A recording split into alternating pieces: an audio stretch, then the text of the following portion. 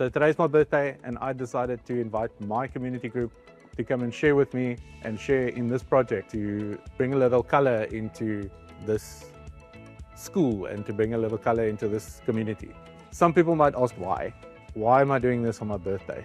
This is because I am giving what I have to give, because that's what Jesus would do. I am trying to live that out and trying to be the best Jesus follower that I can be. And I can't think of any other way than giving, and on a day like this, to be giving and not receiving. Hi everyone, so we're from the Rotary Club of Port Elizabeth, and we're basically a group of youngsters who love helping others and spending our time and using our time, our most valuable resource, to help others. We're ages 19 to 30, and we do community projects around Port Elizabeth, helping old age homes, animal shelters, children's homes. And so we wanted to get involved with Love NMB, with their One House a Month project, because this is something that we enjoy, we're passionate about, and we figured, two communities coming together to help another community is the way to go. I'm Sergeant Wankis. I'm from Kubiga Park SAPS, sector manager there. I joined Love NMB last week. Did a presentation, they did a presentation. I enjoyed it a lot. It just reminded me of the passion that over the years that have basically grew apart and grew away. And yeah, today I'm here by Morningside with them again. I got a few of the guys that I know. We came out and joined them. The reason why I'm here today is the passion that Love NMB have. And basically, they're just surrendering their everything to the community and to Nelson Mandela Bay. And for that, I am here, because that is what I truly want to be selfless for Nelson Mandela Bay.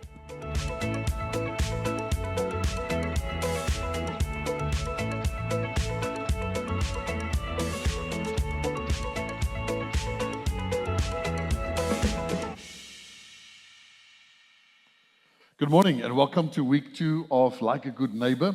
If you saw that video and you're wondering, what did I just see? Well, that's how to beautify any space with the use of duck egg green, right? So we decided to adopt Morningside High School. That's the video on what we did there. And we picked the staff room to create a space. No, that's me, it's not you, don't stress. It's not your hearing that's going. I can see the worry in everybody's eyes over 50, right? It's on our side, technical issues. So we decided to pick the staff room to create a space for the teachers to just be able to prepare more effectively for their lessons and tasks, because they've got the space where they can enjoy themselves and it's peaceful, but also to show them that we appreciate what they're investing in the kids there. And that's how that interaction works. And that's One House a Month, which is one of the flagship projects for Love NMB. And we've got our next one coming up this coming Saturday at Morningside again, where we're going to do a classroom that's in desperate need of some attention.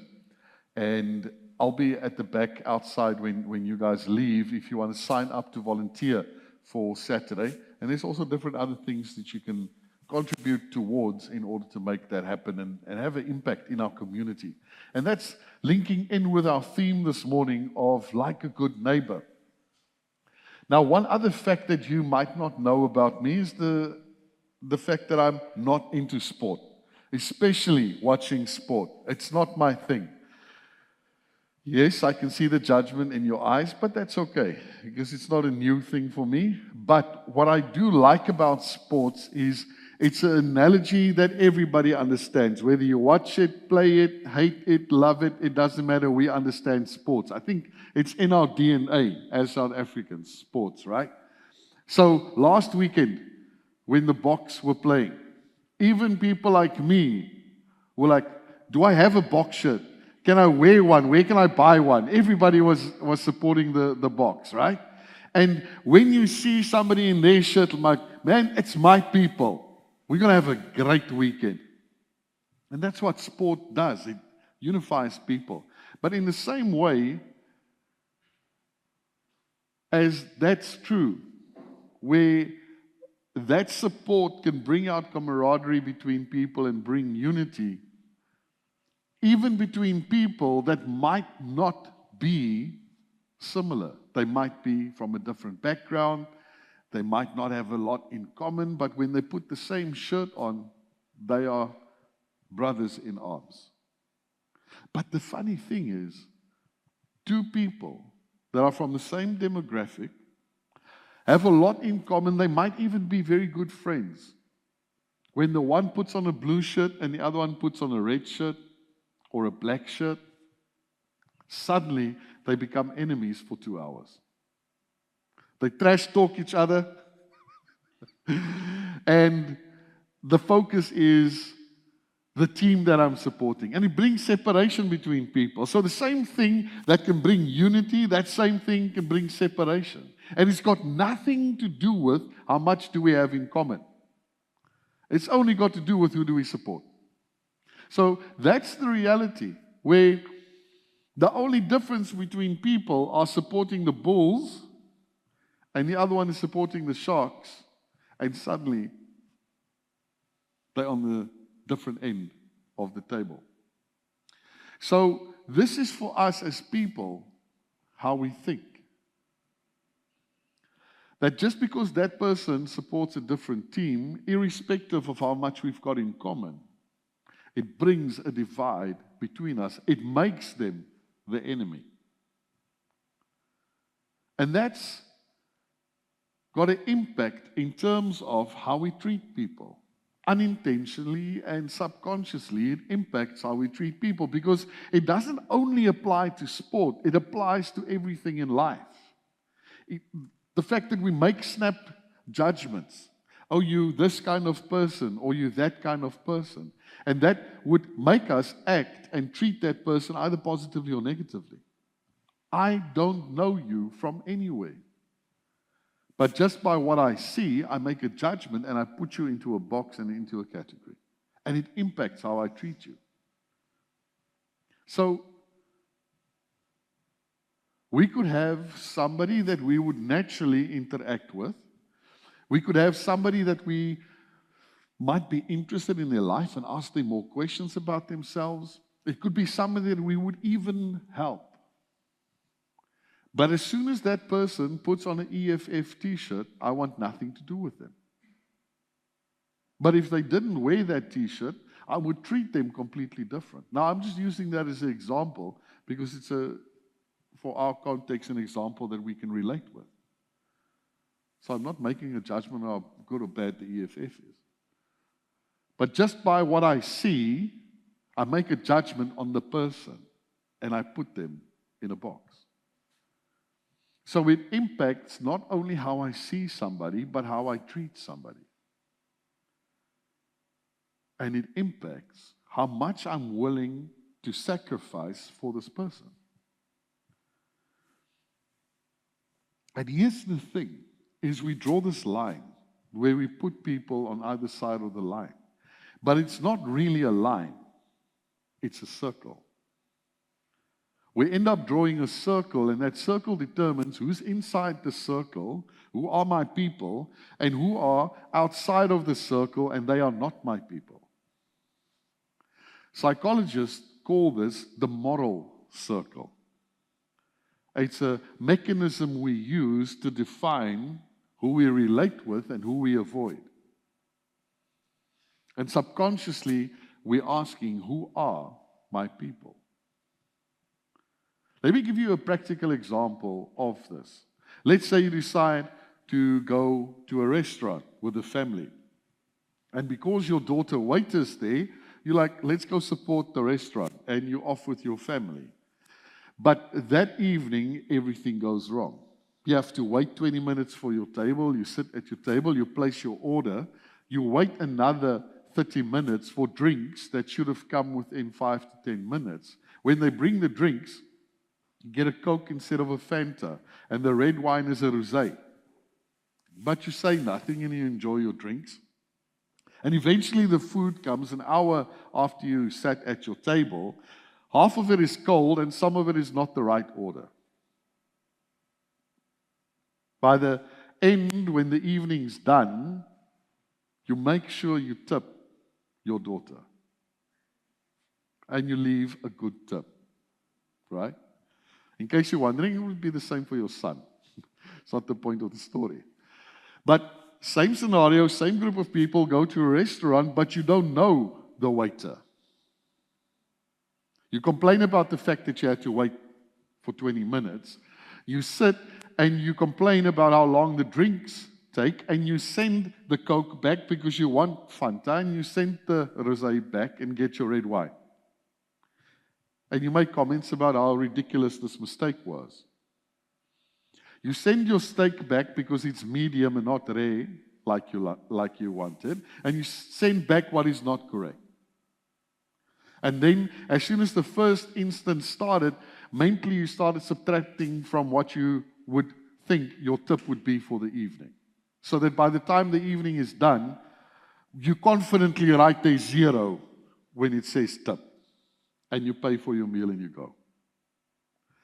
Same scenario where two people are treated differently because one is your people and one is just a person. So when we look at that, whether you are a believer or a Jesus follower or Christian or not, you would agree that that's not okay to treat people differently just because. So when we say we are Jesus followers, we are saying for us, there's no way that this can be right. It doesn't sit well with us to treat people differently based on where we draw our moral circle. It can't be okay to have two sets of standards. So that's why we in our series of Like a Good Neighbor, because you can see how complicated it is to neighbor well. And to catch you up in terms of where we are and what we did last week. Last week we looked at the expert of the law asking Jesus, well, what's most important to God? What out of all of these laws that we find in the Old Testament, what's most important? And what we discovered is that it's important for us to know what's most important to God because that should be most important to us. And what we found was that Jesus' answer was, you can reduce everything to two things. Love God, love people. And as simple as that is, it's very complicated. So we unpacked that last week. And when we say love God, love people, we said the one you can't see and the other one you can't hide. And that people form a view of God if we say we serve God based on how we treat other people. So it's important for us to get it right. And this week, we have that same scenario play out. But instead of looking at what Matthew said when this happened, we're now looking at what Luke says when that happened. Because both of them were there, and both of them looked at it from a different perspective. So how amazing is it that this situation played out and we got two versions of the same story? And we look again at this law expert trying to trick Jesus. And what we find is when Luke writes, he writes from a different perspective because he says the following. He starts his account to say, but he wanted to justify himself. Whereas Matthew said he wanted to trick Jesus. And when we read Luke and he says, the law expert wants to justify himself, so he's building up towards something, and we've all had it when we talk to somebody, usually your children, and why did you do this? No, I know I shouldn't have, but you know this and you know that, we justify, right? Justification is not the point. So he's building up towards something. He's getting ready to say why I am right. So he says, and who is my neighbor? So there's no good intent in asking who is my neighbor. There's a malicious intent in who is my neighbor. And he's got a completely different perspective and idea of where this conversation is going to. And that's why Jesus normally don't answer questions. Jesus tells a story. He uses a parable. So he makes up a story to answer him. In reply, Jesus said, a man was going down from Jerusalem to Jericho. So Jesus starts his story to answer the expert of the law. Jerusalem and Jericho were about 30 kilometers away from each other. So imagine us and Utenik. And you're walking. There's no cars and there's no IPT bus service. It still isn't. So you're walking, right? And there aren't communities along the road on the way there. It's Jerusalem and Jericho. It's a desolate road. There aren't people there. That's why you avoided walking that road when you're on your own. You walked in a group of people. Because you just pick people that are slower than you, and then they can rob the slower people, and you're okay. So we have this setting for the story. And what they expected to happen happened, that he was in fact robbed on this road. And Jesus says they stripped him of his clothes, beat him, and went away, leaving him half dead. So that happens, but this person comes on the scene. A priest happened to be going down the same road, and when he saw the man, he passed by on the other side. You guys are lucky because I didn't share this in the first service. But part of him avoiding this is him thinking, is he really injured? Or is this a trap? Or if he's injured, I don't know if this is 10 seconds ago or 10 hours ago. They could be around there. So I could put my life in danger by staying by him. So let me just avoid this completely. So too, a Levite, when he came to the place and saw him, passed by on the other side. Two key people in their society, there's a reason Jesus picked them. So we had the priest, we had so, and now we have but. But. Because something changes. Something's different. Something unexpected happens. But a Samaritan. And why? Because we think, well, what good can a Samaritan do? But a Samaritan, as he traveled, came where the man was, and when he saw him, he took pity on him. What's interesting is there's no emotion with the other two. They saw a problem, they avoided a problem. The Samaritan saw a problem and something happened inside of the Samaritan. And he did something. He went to him and bandaged his wounds, pouring on oil and wine. Then he put the man on his own donkey, brought him to an inn and took care of him. This verse and the next verse, if you in any way working in an NGO environment, this gives you a 5-step plan on how to help people. Next verse. The next day, he spent time with him. He didn't just stay there and then moved on. It took time. He made sure that he was okay, that he was going to be okay. It cost him not just money, but his time. The next day, he took out 2 denarii and gave them to the innkeeper. So it cost him to stay over. He could have reached his destination, not have stayed there, but it cost him money to stay there for both of them. Look after him, he said, and when I return, I will reimburse you for any extra expense you may have. He then made sure to say to the innkeeper, give him what he needs. I will cover the cost for that because I don't know him. I don't know if he's able to foot this bill. But I will be back and I will check up on him and I will pay that cost. So it's not just a short-term involvement. It's a long-term involvement. So when we help people, it's not just a quick and then off we go and we're done. It's much more complicated. But from the story, even if you're not a Christian, you're familiar with the phrase, a good Samaritan.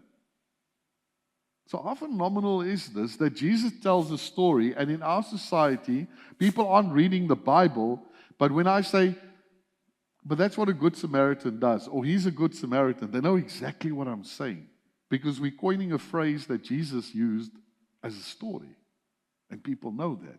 But this is the story behind that phrase. So Jesus turns to the expert of the law. Which of these three do you think was a neighbor to the man who fell into the hands of robbers? So he asked, who is my neighbor? And Jesus says, which one of them is a neighbor? And Jesus continues and he says, the expert in the law replied, the one who had mercy on him, because he didn't even want to acknowledge the Samaritan. So it's like, the one who had mercy on him. And then Jesus told him, go and do likewise. Jesus answers his question of, who is my neighbor? By saying, go and do what I've told you in the story to do. First of all, Jesus answers his question with a story. And then Jesus doesn't answer the question that he asked. Because he asked, who is my neighbor? Jesus answers, what does a good neighbor do? And Jesus is saying, you're asking a question that isn't a good question. Because when I answer that question, it gives you what you want, a loophole. A way of justifying why you draw the line the way you draw the line. That's not a good question to ask. A better question to ask is, what does it look like to neighbor?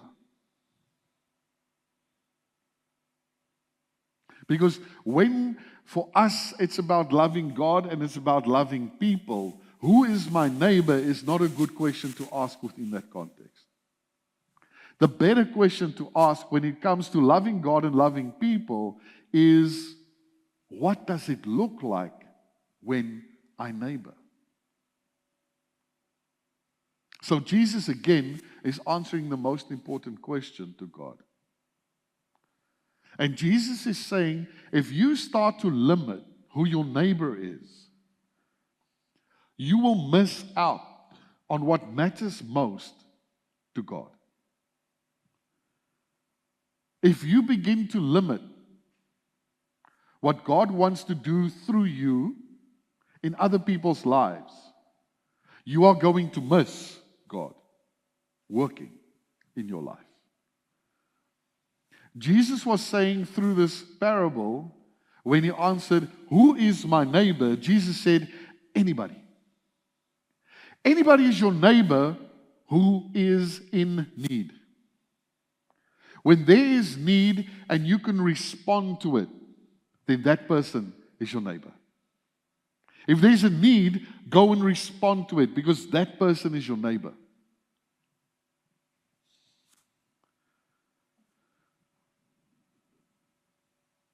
What's significant in the story are the characters that Jesus picked. He didn't just pick random characters. If you've watched The Usual Suspects, he didn't see a priest walk by and then he used a priest in the story. And then he saw a Levite and he used a Levite in the story. Right? The purpose of using those characters was this. For them, the priest was the most important person in their culture. We get our cue from the priest because they're closest to God. They reveal God to us. So in understanding God, if I look at the priest, they embody that. That's why I picked the priest. And in what the priest did was nothing what God would do. And again, Jesus isn't saying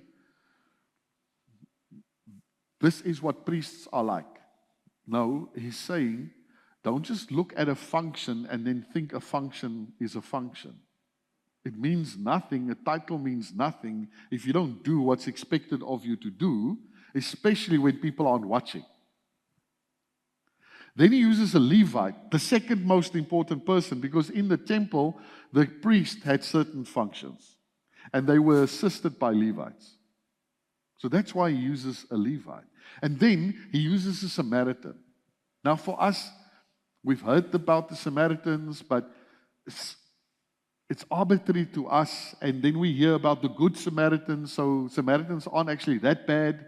So we've got a completely skewed idea of what a Samaritan is, as opposed to what a Samaritan was for them. So for them, it's different. For them, they grew up with this whole narrative of parents saying to their sons and their daughters, stay away from Samaritans, don't become friends with them. I don't want to hear about you and your Samaritan friends at school. You avoid them. They're beneath us. They're not the same class as people as we are. And saying to the sons, if you bring a Samaritan woman here, you are out of the will. And saying the same to the daughters, that Samaritan guy that you're looking at, I don't want to hear about it. That's how they grew up. But there's also an important event that we missed because we might be familiar with the cultural context. But I discovered this story as I was preparing for this message. Something happened 7 years AD, 7 AD. It was Passover, and Passover is the big thing for the Israelites. Everybody goes up to Jerusalem for the Passover festival. It's the biggest event in their religious calendar. It's as big as Christmas is for us and Easter is for Tian. That's how important Passover was, right? Passover happens. It's supposed to come to a big conclusion with, in the morning, everybody at the temple. And what happened was, Samaritans who weren't allowed in the temple because they ceremoniously unclean, snuck into the temple area. And they took human remains with them and hid human bones inside of the temple area. And it was clear that no dead person or animal is allowed to come into the temple because it would defile the space where God's presence was. So for them to bring human bones into the temple would defile the temple area. When they discovered that, they suspended the Passover celebration. They had to go through all of the different steps that took days to clean the temple area. Imagine that chaos that it caused for them. That's the Samaritans.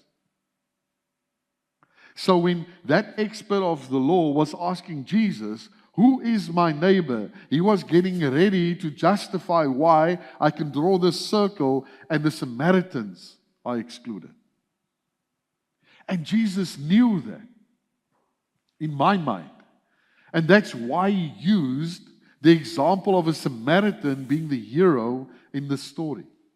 Because the expert of the law is ready to exclude somebody.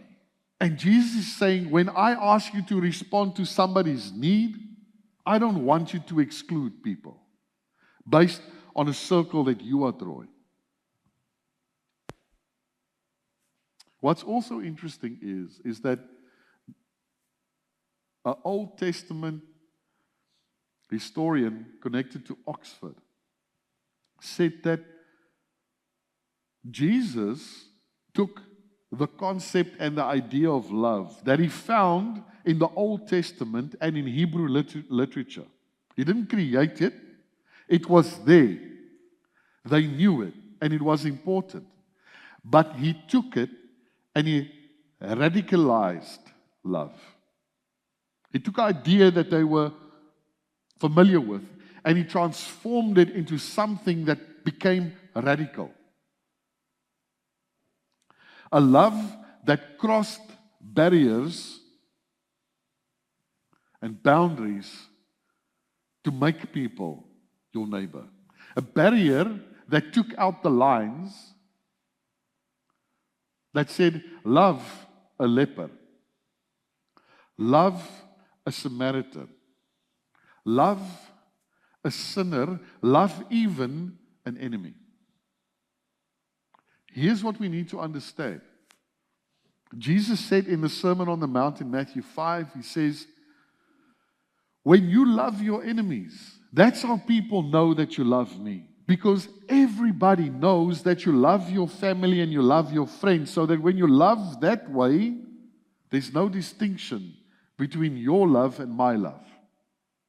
But when you love your enemies, it's out of the box. That's when people will understand you follow me. Here's why this is critical.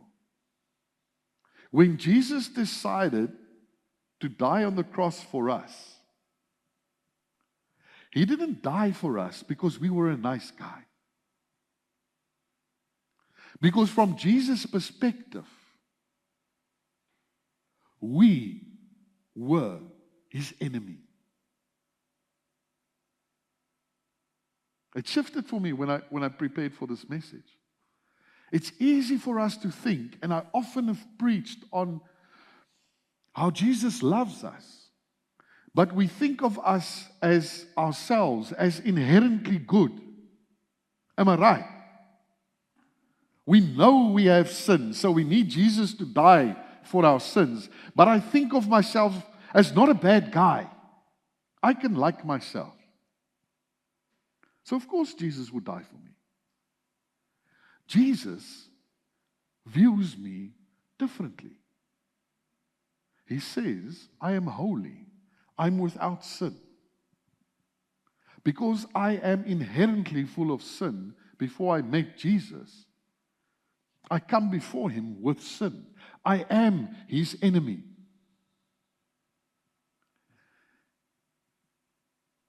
But because He's able to love His enemy, He was willing to die for me. So then I say, thank you. But when I'm supposed to share that same love, then I say, not today, Jesus. Then it's on my terms. And this is what this message is challenging us on, is to rethink and redraw those lines to the point where we don't draw those lines. When if somebody is in need, I respond to them. And the problem with our country is that we have all of these boundaries. We inherited these boundaries because of our past. But nobody helped us to cross and break down these barriers. So they don't exist, but we live as if they exist. So we need to be able to cross them to say there's actually not a boundary anymore. There's no barrier. And Love NMB was created to create a platform so that we can cross these boundaries to understand that we can be a connected and unified community. If you look at Keiga, which is just up the road, 8 minutes away from here, it started off as an informal settlement, which is partly formalized and partly still informal settlement, but a lot of need, and it's right on our doorstep. If I asked any of you who's comfortable to go jump in their car now and go walk on the streets in Keiga, who's comfortable to do that? I'm not even comfortable to do that. I go and I do it, but it's because I connect with people in the community and I do it with them. But the group from Crafty Hub, which crochets and knits and do a lot of other crafts, they decided, we're all crocheting and we're knitting and we're making things. What are we going to do with this? And Saka Matuba said, well, here's this community right next to us in Keiga. And with Love NMB, got involved with the community, got connected to a creche. And they said, well, for Mandela Day, why don't we knit beanies and scarves and hand it out to the kids? And Saka Matuba created a day of fun with the kids and spending time with them, and got volunteers in there. And that's part of saying, well, here's a community, here's another community, let's get connected. Let's spend some time together. Because your most precious commodity that you can give to other people isn't money. Because you can make more money tomorrow. It's time. You only have a limited amount of time that runs out every single day. So the most important thing you can give to somebody is your time. And they mobilized volunteers to give their time to make beanies and scarves, and they mobilized volunteers to go and spend time relationally with people in the community and connect to communities. And that's just one of a lot of initiatives that are running out in that community to put practically into place what Jesus' love theoretically we read about in the Bible. Because Jesus is clear about it. My relationship with you is not about knowledge, and it's not about theory, and it's not about what's on paper. It's on what's in your heart and flows from your heart into your everyday practice. So we need to create a space where we don't just talk about loving people, but we actually go and we love people. And that's why we started Love NMB, to create an environment and a platform and a vehicle that we can use to put Jesus' love into practice, so that people can experience Jesus through how we love them. And what we do occasionally becomes an everyday occurrence for us.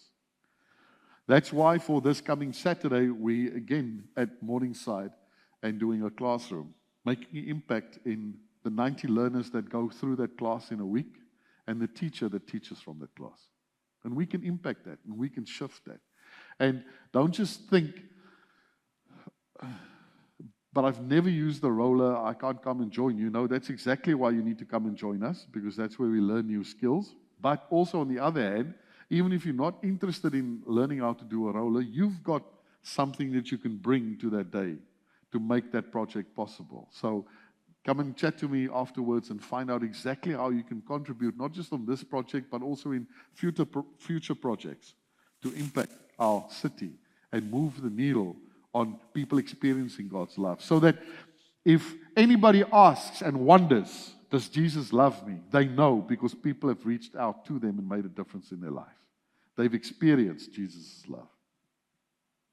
That's our vision for Love NMB. Let's close our eyes.